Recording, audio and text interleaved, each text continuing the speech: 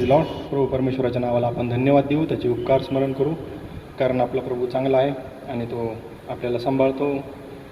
आजच्या या महामारीच्या काळामध्ये देखील त्याने आपल्याला सांभाळलेलं आहे, मंडळीतील सर्वांना सांभाळलेलं आहे, म्हणून आपण त्याच्या नावाला धन्यवाद देऊया.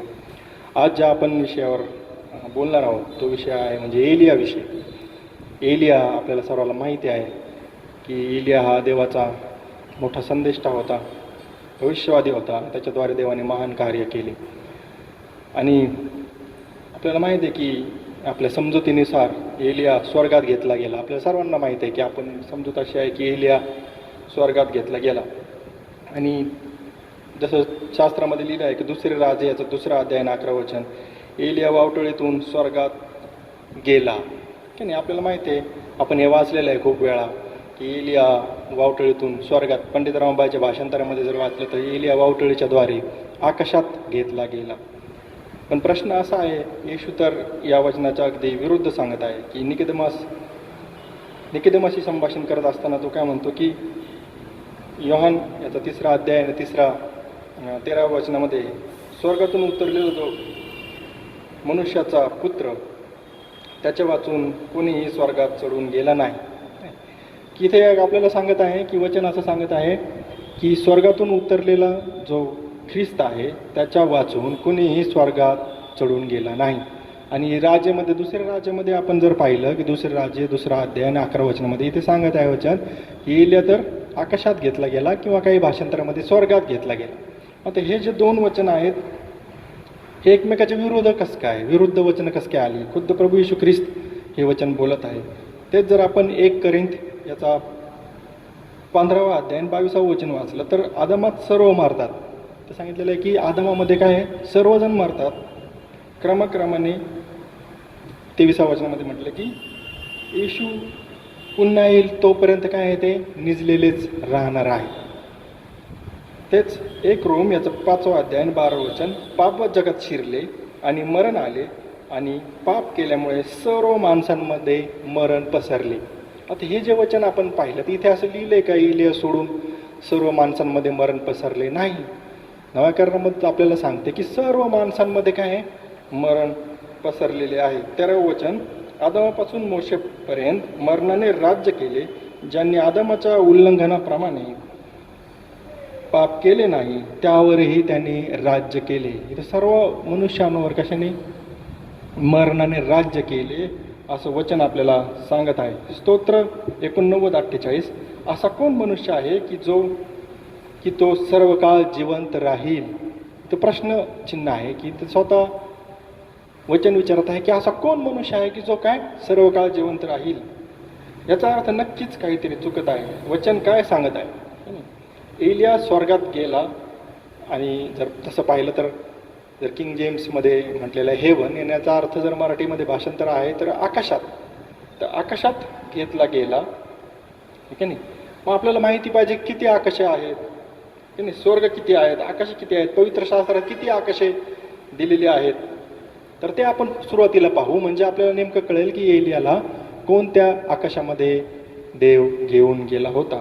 तर पहिलं आकाश म्हणजे पृथ्वीभोवती असलेले वायूचे आवरण की ज्यामध्ये ढग, पाऊस, त्यास आपण जे वातावरण म्हणतो ते आहे. उत्पत्ती याचा 7वा अध्याय 11 आणि 12 वचनामध्ये म्हणतो की आकाशाची दारे उघडली आणि पाऊस. आपल्याला माहिती आहे की तिथे काय झालं, आकाशाची दारे उघडली आणि काय होतं, पाऊस आला नोहाच्या काळामध्ये.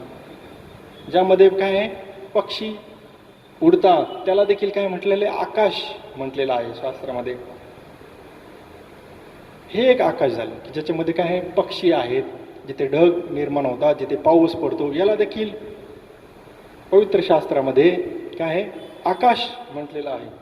दुसरं आकाश म्हणजे जिथे सूर्य, चंद्र, तारे, नक्षत्र आहेत, अंतराळ ज्याला आपण म्हणतो, त्याला देखील बायबलमध्ये आकाशच म्हटलेलं आहे. स्तोत्र 8 याचं 3रं वचन, आकाश जे तुझे अंगुली कार्य व त्यात तू नेमलेले चंद्र व तारे याकडे पाहावे. तर इथं प्रभू म्हणतोय की काय, आकाश, आकाशामध्ये काय आहे, सूर्य, चंद्र, तारे, आहे नाही. ह्या आणि उत्पत्तीमध्ये देखील 26:4 मध्ये सांगितलं की आकाशातील तारण इतकी, अब्रामाला तो काय म्हटला की मी तुझी काय करील, संतती मोडी मोठी करील आकाशातल्या ताऱ्यानितकी. मग आपल्याला कळतं की पहिलं आकाश म्हणजे जिथे पक्षी उडतात, जिथे ढग वगैरे आहेत ते पहिलं आकाश. दुसरं आकाश म्हणजे काय आहे? अंतराळ, ज्याच्यामध्ये सूर्य आहे, चंद्र आहेत, तारे आहेत. अनुवाद 28:62. आकाशातील ताऱ्याप्रमाणे तुम्ही बहुगुणित व्हाल. म्हणजे इथं तारे जिथे आहेत त्याला देखील प्रभू परमेश्वर आकाशात संबोधत आहे. आणि तिसरे आकाश म्हणजे जिथे आपला प्रभू परमेश्वर राहतो, देवाचं राहण्याचं ठिकाण. इब्री 8:1. आकाशामध्ये राजस्थानाच्या उजवीकडे बसलेला, की नाही, ते मनुष्याच्या पुत्राविषयी लिहिलेलं आहे की आकाशामध्ये राजस्थानाच्या उजवी. अगदी स्पष्ट अजून वचन पाहिजे असेल तर अनुवाद 26:15. तू आपल्या पवित्र वस्तीतून म्हणजे आकाशातून मानवास पाहशील, की नाही. म्हणजे जिथे प्रभू राहतो ते म्हणजे तिसरं आकाश. आता आपल्याला बायबलमध्ये सांगितल्याप्रमाणे किती आकाश आहेत? 3 आकाश. पहिलं आकाश म्हणजे जिथे ढग, पाऊस वगैरे पडतो, पक्षी उडतात आकाशामध्ये, आपल्याला माहीत आहे ते आकाश. दुसरं आकाश म्हणजे सूर्यचंद्र तारे, ज्याला आपण अंतराळ म्हणतो, ते दुसरं आकाश. आणि तिसरं आकाश म्हणजे जिथे खुद्द प्रभू परमेश्वर, प्रभू येशू ख्रिस्त, आपला प्रभू देव जो राहतो, राहण्याचं ठिकाण, ते म्हणजे तिसरं आकाश. मग आता इथं प्रश्न असा आहे की देवाने एलियाला नेमक्या कोणत्या आकाशात वर नेले होते? आणि हे समजण्यासाठी आपण काय केलं पाहिजे? नीट वचन वाचलं पाहिजे, की नाही. तर नीट वचन वाचण्यासाठी आपण पुन्हा त्या घटनेकडे जाऊया. दुसरे राजे याचा 2रा अध्याय आणि 9वं वचन. जेव्हा एलियाला कळलं की आता आपल्याला प्रभू परमेश्वर घेऊन जाणार आहे, तेव्हा तो अलिशाला म्हटलं की मी तुझ्यासाठी काय करू? तर अलिशाने काय मागितलं? 2रा अध्याय त्याचं 2 राजे 2रा अध्याय 9वं वचन. आपल्या ठाई असलेल्या आत्म्याचा दुप्पट वाटा माझ्या ठाई यावा. आहे की नाही. तो काय म्हटलाय की तुझ्या ठाई असलेल्या आत्म्याचा दुप्पट वाटा माझ्यावर यावा. मग इथे असं वचन वाचल्यावर आपली समजूत काय होते की एलियाचा आत्मा अलिशेवर आला. पण या अलिशाने काय मागितलं होतं की तुझ्या ठाई असलेला जो आत्मा आहे त्याचा दुप्पट वाटा माझ्यावर यावा. असं तो नाही म्हटलं की तुझा आत्मा माझ्यावर यावा. तो म्हटलं तुझ्या ठाई असलेला आत्म्याचा दुप्पट वाटा.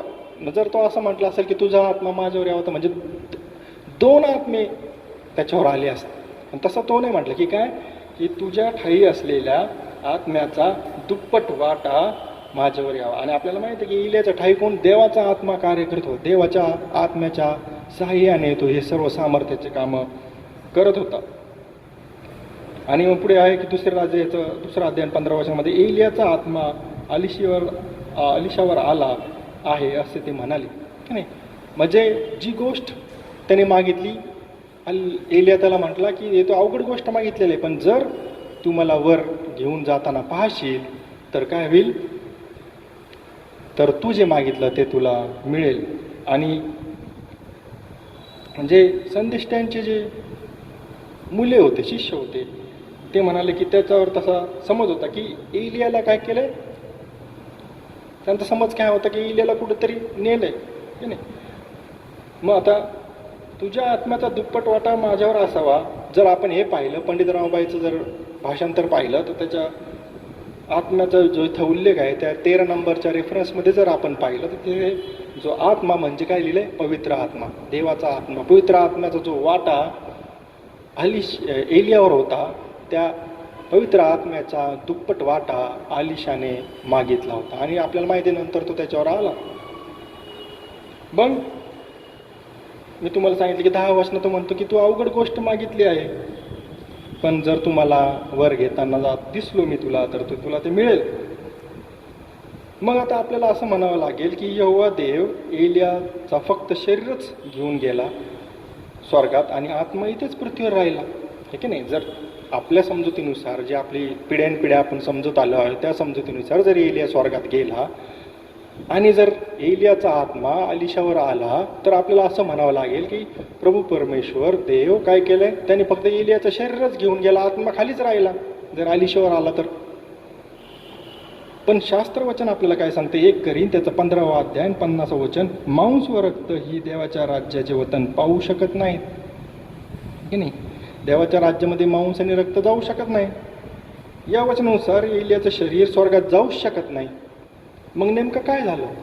हे जर वचन आपण जर पाहिलं तर हे वचन जर सांगत आहे की मांस आणि रक्त म्हणजे शरीर स्वर्गात जाऊ शकत नाही इल्याचं. वास्तविक पाहता आत्मा पृथ्वीवर न राहता तो सुखलोकात जायला पाहिजे होता, कारण अजून खंडणी भरलेली नव्हती. म्हणजे त्या काळामध्ये जे प्रभूचे दास सेवक संदेष्टे निजले शास्त्रवचनानुसार त्यांचे आत्मे सुखलोकात जायला पाहिजे, कारण की तोपर्यंत प्रभू येशू ख्रिस्ताने खंडणी भरलेली नव्हती, ठीक नाही. मग जर तो आत्मा जर तिथे सुखलोकात नाही गेला, पृथ्वीवर राहणं कसं शक्य आहे? वचन सांगते की एकच व्यक्ती शरीरासह स्वर्गात घेतला गेला. कोण? 1 कोरिंथीचं 15-20 वचन, मृतांमधून जन्मलेला ख्रिस्त प्रथम फळ आहे. हा एकच व्यक्ती जो शरीरासहित कुठे? वर आकाशात घेतला गेला. त्याच्याखेरीज दुसरा कोणीही वर आकाशात घेतला गेलेला नाही शरीरासह. मग नेमकं काय झालं? वचन आपल्याला काय सांगते? वचन आपण नीट आणि काळजीपूर्वक वाचलं पाहिजे त्यासाठी. कारण दुसरी राज्य याचा 2 अध्याय 16 वचनामध्ये आपण वाचू की तुझ्या स्वामीचा म्हणजे एलियाचा शोध घेण्यासाठी ते काय म्हटले की 50 माणसे आपण पाठवू. माझा जर एलिया जर स्वर्गात गेला होता तर हे जे भविष्यवाद्यांचे मुले होते, संदेष्टांचे जे शिष्य होते, ते कशाला एलियाचा शोध घ्यायला गेले? मग जर स्वर्गात गेला त्यांना माहिती होतं तर ते शोध घ्यायला कशाला जात होतं? 16 वचनाचा ब भाग आपण पाहू. कोण जाणो यहोवाच्या आत्म्याने त्याला उचलून एखाद्या डोंगरावर किंवा एखाद्या खिंडीत टाकले असेल. आता जर शास्त्रवचन आपल्याला सांगितलं की एलिया स्वर्गात गेला आपल्या समजुतीनुसार, आणि मग जर हे लोक याला पृथ्वीवर का शोधत आहेत, डोंगरावर का शोधत आहेत, खिंडीमध्ये का शोधत आहेत एलियाला? आणि 17 वचन, त्यांनी त्याचा शोध घेतला पण तो त्यांना सापडला नाही. मग ते काय शोधत होते? शरीर की एलियाचा आत्मा? नेमकं ते काय शोधत? एलियाचं शरीर शोधत होते की एलियाचा आत्मा शोधत होते? ते काय शोधायला गेले होते डोंगरावर? काय शोधायला गेले होते? 3 दिवस त्यांनी काय शोधले? वास्तविक पाहता आपल्या समजुतीनुसार आत्मा तर आलिशाच्या ठाई आला होता. आपल्या समजुतीनुसार देवाच्या आत्म्याने त्याला उचलून दुसरीकडे ठेवले. मग असं काही उदाहरण आपल्या पवित्र शास्त्रात आहे का? ते काय म्हटले की न जाणो देवाच्या आत्म्याने उचलून त्याला एखाद्या डोंगरावर ठेवला असेल, न जाणो देवाच्या आत्म्याने उचलून त्याला एखाद्या खिंडीमध्ये ठेवला असेल. तर शास्त्रवचन आपल्याला सांगतो, उपदेशक याचा 1 अध्याय 9 वचन, पृथ्वीवर काहीच नवीन नाही, जे झाले तेच होणार. हे की नाही? म्हणजे याच्या आधी असं झालं असणार, हे की नाही? जे झाले तेच होणार. जर शास्त्रवचन जर असं सांगते तर मग याच्या आधी असं झालेलं असणार. म्हणून आपण 1 राजे याचा 18वा अध्याय, 1 राजे याचा 18वा अध्याय आणि 10व्या वचनापासून वाचूया. आपला देव परमेश्वर याच्या जीविताची शपथ, माझ्या धनाने आपला शोध करण्यासाठी जेथे लोक पाठवले नाहीत असं एकही राष्ट्र किंवा राज्य उरले नाही. की नाही? इथं ओबद्या एलियाची भाषण करत आहे की मला जो राजा आहे त्याने शोधायला जे लोक पाठवले नाही असं एकही राज्य किंवा राष्ट्र नाही. सगळीकडे आम्ही तुझा काय केला? शोध केला आहे, तो अमुक ठिकाणी नाही असे त्यांनी येऊन सांगितले. म्हणजे एलिया त्यास आढळला नाही अशी शपथ तो त्यास त्या राज्यास व राष्ट्रास घ्यायला लावी. आणि आता आपण मला सांगता की एलिया आला आहे असे तू जाऊन धन्यास सांग. 12वं वचन इथं काळजीपूर्वक वाचण्याची गरज आहे. मी आपणाकडून जाताच मला कळणार नाही अशा ठिकाणी परमेश्वराचा आत्मा आपणाला घेऊन जायचा, आणि मी जाऊन आहाबास हे वर्तमान सांगितले व आपण त्यास आढळला नाही तर तुम्हाला मारून टाकेल. ओबद्या इथं म्हणत आहे, ओबद्या त्याचा शोध घेत होता आणि एलिया त्याला सापडला, आणि एलियाने त्याला जाऊन सांगितलं की जा एलिया सापडला असं जाऊन सांग. पण ओबद्या काय म्हणतोय की यहोवाच्या आत्म्याने, परमेश्वराच्या आत्म्याने जर तुला पुन्हा कुठं उचलून ठेवलं आणि तू ह्या ठिकाणी जर सापडला नाही मी सांगितलेल्या ठिकाणी, तर काय होईल? आहाब राजा मला मारून टाकल.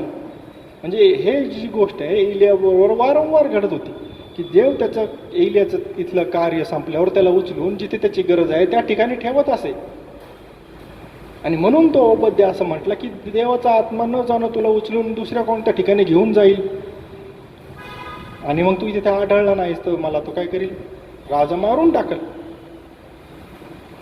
आणखी एखादं उदाहरण आहे का? हो आहे, बायबलमध्ये आणखी एक उदाहरण. आपण जाऊया प्रेषित याचा 8वा अध्याय आणि 39व वचन. इथे फिलिपाविषयी लिहिलेलं आहे की प्रभूच्या आत्म्याने फिलिपला उचलून नेले, की नाही. आपण जाऊया तिथे. प्रेषित याचा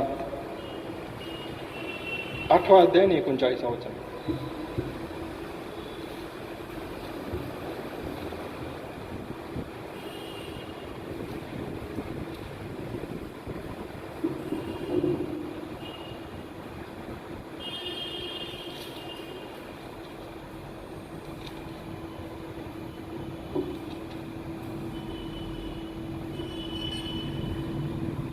तेव्हा त्याने रथ उभा करायला सांगितलं. मग फिलिप व शंड असे ते उभयता पाण्यात उतरले आणि त्याने त्याला बाप्तिस्मा दिला. मग ते पाण्यातून वर आले तेव्हा प्रभूचा आत्मा फिलिपला घेऊन गेला, म्हणून तो पुन्हा शंडाच्या दृष्टीस पडला नाही. नंतर तो आपल्या वाटेने हर्ष करीत चालला.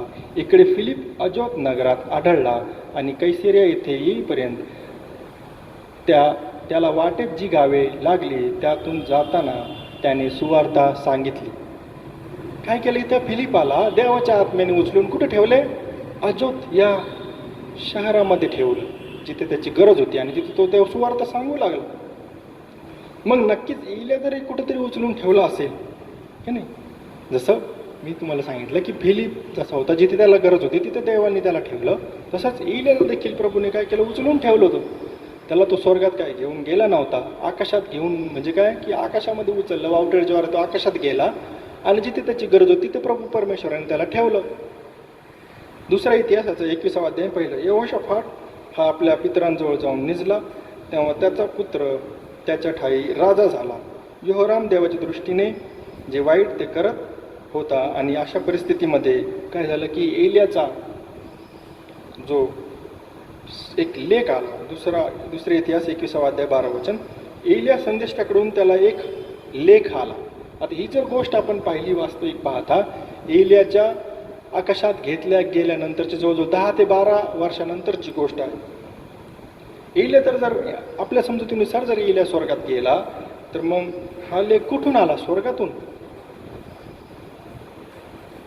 याचा अर्थ जर स्वर्गातून तर लेख आल्याची काही घटना कुठे आहे घडलेली नाही, मग याचा अर्थ एलिया कुठेतरी पृथ्वीवर होता. देवाच्या आत्म्याने जसं फिलिपाला उचलून एक दुसऱ्या शहरामध्ये ठेवलं, तसंच एलियाला देखील प्रभू परमेश्वराने उचलून एका दुसऱ्या ठिकाणी ठेवलं होतं. दुसरे राजा 3रा अध्याय 1 वचन. यहूदाचा राजा यहोशाफाट याच्या कारकिर्दीच्या 18व्या वर्षी, तुम्ही हे जाऊन नीट कॅल्क्युलेशन करून पहा, अहाबाचा पुत्र यहोराम काय शमरोनात राज्य करू लागला. मग अहाब मेल्यावर मोआब त्याच्यावर उलटला, आणि 7वं वचन सांगतं त्याने यहूदाचा राजा यहोशाफाट, 11व्या वचनमध्ये यहोशाफाट म्हटला की ज्याच्याद्वारे आपल्याला देवापुढे प्रश्न करता येईल असा कोणी संदेश आहे काय? मग सेवकापैकी एकाने सांगितलं की एलियाच्या हातावर पाणी घालणारा अलिशा काय आहे. इथे आपल्याला दिसते की यहोशाफाटाच्या आणि यहोरामाच्या दिवसात जिथे अलिशा हा संदेष्टा होता, कारण त्यापूर्वी देवाने एलियाला उचलून दुसरीकडे ठेवले होते. मग यामध्ये जवळजवळ काय 10 वर्षाचा काय कालावधी गेलेला आहे, आणि 10 वर्षानंतर तो लेख आलेला आहे. दुसरी इतिहासाचा 21वा अध्याय 1. यहोशाफाट मेल्यानंतर त्याचा पुत्र यहोराम राज्य करू लागला होता, की नाही. आणि मत्तेचा 17वा अध्याय आणि 1 वचनामध्ये आपण जाऊया.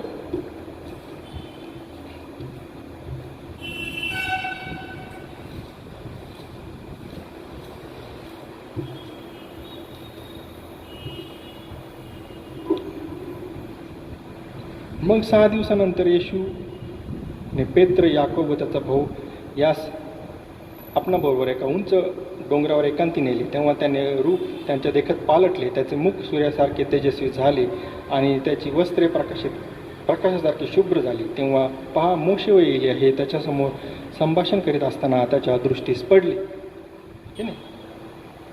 त्याचं काय झालं? दृष्टीस पडले. मग आता एखादं म्हणाल की नाही बघा, इथं एलिया आणि मोशे रूपांतराच्या डोंगरावर काय झाले? दिसले होते. आणि नंतर 9वं वचन. नंतर डोंगरावरून खाली येताना येशू त्यास आज्ञा केली, आणि मनुष्यांच्या पुत्रास मेलेल्यातून उठेपर्यंत तोपर्यंत हा साक्षात्कार झाल्याचे कोणाला सांगू नका. तो काय म्हटला ही जी घटना आहे म्हणजे काय साक्षात्कार. की नाही?